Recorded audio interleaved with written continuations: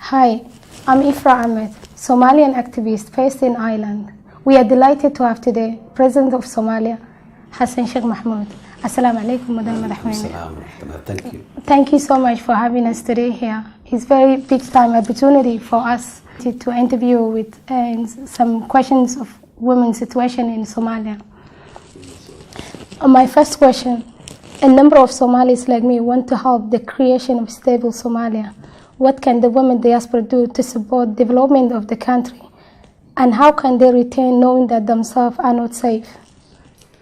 Well, the Somali woman in the diaspora has been playing a very great role in sustaining the livelihoods of Somalia. It was mainly the women diaspora in Somalia who have been supporting their families back at home. So the diaspora in general, particularly the women, was the fallback for Somali livelihoods in the most difficult times. In returning to Somalia right now, there are a lot of women, a lot of diaspora in general, women who came back to Somalia, supporting the women and children in Somalia, supporting the women to have a livelihood. Since in recent times, Somali women has been the breadwinners of the ordinary Somali families. So there is a lot of work that diaspora women is doing in Somalia, and there is a lot of opportunity for them to assist their brethren. So we absolutely appreciate their role. Regarding the safety, Somali women is a part of the Somali community. Of course, they will have their part, the problems that the community as a whole is facing right now. And the security issue is a very serious challenge. This security issue comprises the violence against women who has been there in recent Somali history. But as of my government, we have very clear stand on that issue, improving the rights of the Somali women. This, of course, has something to do with the culture and the traditions of the society, which requires a lot of time to change. But the government has a very clear policy on the issue of the violence against women, on the issue of rape, and we have been undertaking tremendous progress in those areas. Yes, the problem does not disappear overnight, but there is a lot of activities that the Somali government has taken to institutionalize the rights of women within the state building program of Somalia. So women is a cross-cutting issue for all state building issues in Somalia. What programs and policy are the government developing to empower girls and create gender equality? Legally, women and men has always been equal in front of the law in Somalia since the independence. But there are cultural challenges which requires awareness raising and empowering the society to get rid of this backward or stigmatized cultural issues on the women. In that regard, in 21st century, the Somali women, and being a major portion of the Somali women outside, exposed to the modern way of life, modern way of establishment in the West. Now the whole thing is changing inside Somalia. Women went back to Somalia, raised the awareness of the women, told them their rights. Now, so the whole dynamics of the women's situation in Somalia is changing. But we do not deny that there are challenges in place. Poverty is one of them. Lack of security is another one. Lack of employment and livelihood, weak livelihood is another. So these are some of the challenges. The issue of genital mutilation, it is against the modern way of life in the world. It's against the Islamic religion. So there is a lot of people who are engaged in raising the awareness of the society. And in most of the metropolitan cities in Somalia, or metropolitan life, that FGM is now has been addressed in a considerable level. But in the rural area, still it's there. And it's a matter of time when we see that FGM has been completely eradicated in Somalia. And the federal government is now thinking to introduce a legal framework that supports the elimination or the eradication of FGM in Somalia. There have been few reports and cases recently showing that rape and sexual violence is endemic in Somalia and Mogadishu.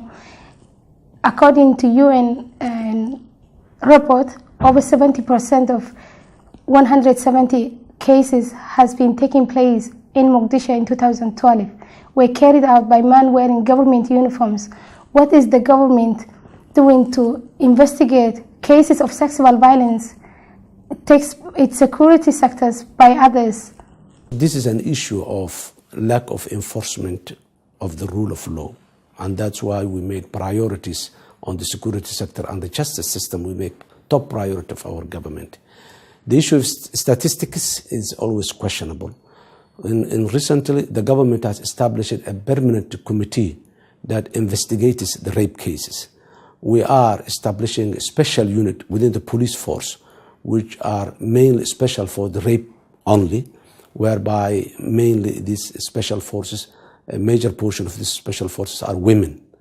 We are establishing clinics for with the appropriate rape kits that accommodates women who experience this rape. And in the meantime, the Somali government in the year 2013 has conducted more than 15 cases which are very serious and has been convicted. Number of them long-term sentences, number of them capital punishment, never been released. But the problem is that there are some entities or people who commercializes the problem. There is a problem. We do not deny that the sexual violence in Somalia is there. There is a rape which is very, very serious, and the government's policy is zero tolerance for rape, women rape, and we publicly say it, and it is there. But the problem we're having is only the issue of capacity. It's not the issue of legal, it's not the issue of willingness, it's the issue of capacity. And right now, our capacity is improving. That's the indications are the establishment of these institutions for following up the rape cases. And we are expecting that soon these cases will dramatically be reduced.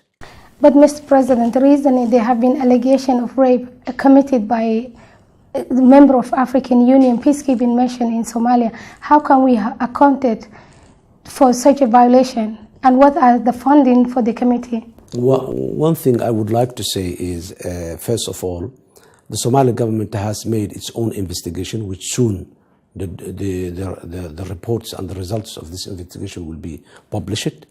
And the African Union, they have also their own investigation process. And anybody else, the United Nations, everybody, it's open. They can come and investigate. And Somali government will share with the international partners the information that we have. So that's the role we are playing.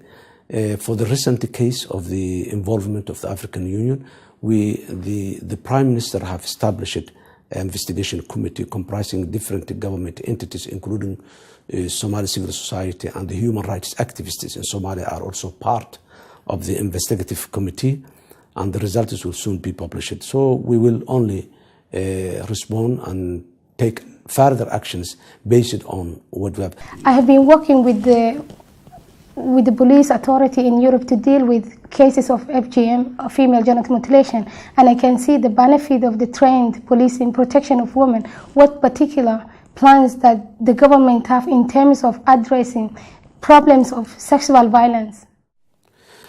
As I said, look, what I said is that we are doing at our level best. We didn't get any support from the outside world in addressing those challenges. What we are getting from the outside world is only criticism and finger pointing. There is no one single international partner who come forward to support the capacity building of the people or those police and justice system who are involved with these issues. So far, there is no one. It's only the meager resources we have, the limited capacity we have, we're doing at our best.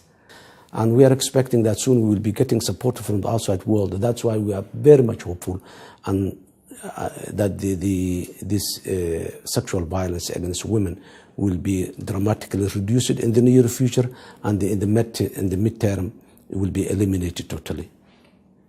What do you have planned for training judiciary, police and medical service in terms of meeting for the New Deal tomorrow for the Brussels and Somali conference? Overall, there is a capacity building of the justice system. There is a capacity building of the police that has been given by the international community. But the issue of having special units for investigating the rape in terms of medical term, in terms of police, in terms of justice. These are specified, and we also establishing special clinic for rape victims is also very important. So these are the issues that I'm talking. Other than that, the international community has been supporting the Somali police or the justice forces for some time now, but that's not enough. What does the government expect in terms of support from EU? And return, what commitment the government are offering to the international community and particular diaspora? Two important issues are there. One is women benefit the development of Somalia. If there is a development in terms of service delivery, in terms of security, in terms of access to the justice, all these have a component that benefits for the women. And then that's one part. The other part is the special programs for the women. The one I was talking now, the issue of rape. The one I'm talking about, women education, women empowerment, the microfinancing of women projects. These are special programs within the overall development and recovery program of Somalia. So women will benefit out of this. I cannot tell you right now the percentage of money or the percentage of that the women will get, but within this framework, women is a priority for in terms of recovery and the development of Somalia.